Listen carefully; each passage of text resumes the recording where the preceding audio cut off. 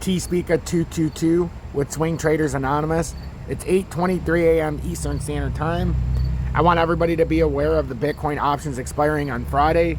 We have about 1.2 billion in Bitcoin options expiring on Friday, and the most likely level that we'll settle at is somewhere between 22 and 24K. I don't see it going down to 20,800 because that would completely liquidate the longs, and they got liquidated last week. So I don't know how much farther we would push down, because then you would have a big favor in the bears. If the options expire somewhere between 22 and 24K, the closer to 24K, the more even it'll be. So if we close at 24K by Friday, the options expire basically even. So the house makes the most money. If it expires at 23K, the longs would have a slight favor. 22K is where it needs to be for the longs not to go, to lose all their money. So I anticipate the market to probably work its way up to at least 22K at minimum.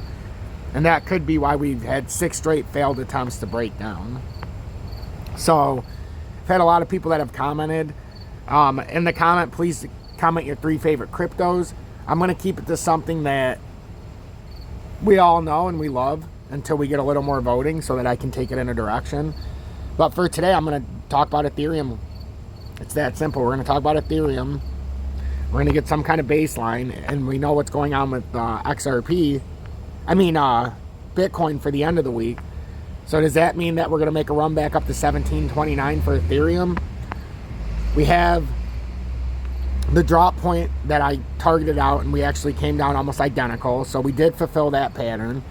Now we have an uptrending support that we have to pay attention to, which that's our uptrending support, and that could... Let me show you the short-term pattern that we can technically create that we've been on. If Ethereum breaks out of this short-term pattern, as you see in front, that's what we're trying to break out of. If we can push this, and it kind of looks like we're going to me. If we break 1672, then we can make this push back up to almost 1811. But that's not the guarantee. That would be the top end. I would say if we do break up, if Bitcoin does go to 22K,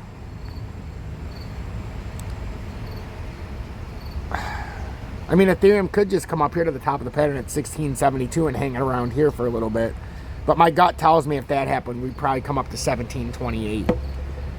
Now, if we were to break down and Bitcoin decides to go the other way, our next support structure is down here, which was the breakout support on this bear flag.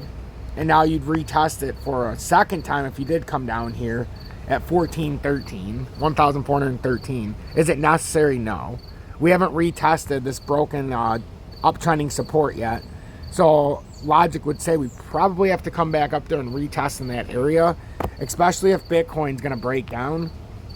So I wanted to come on this morning and explain the options expiring. And then in the comments, please leave your 3 favorite cryptos so that I can build a repertoire. And then we can daily have a few different cryptos, but also we'll maintain a flow.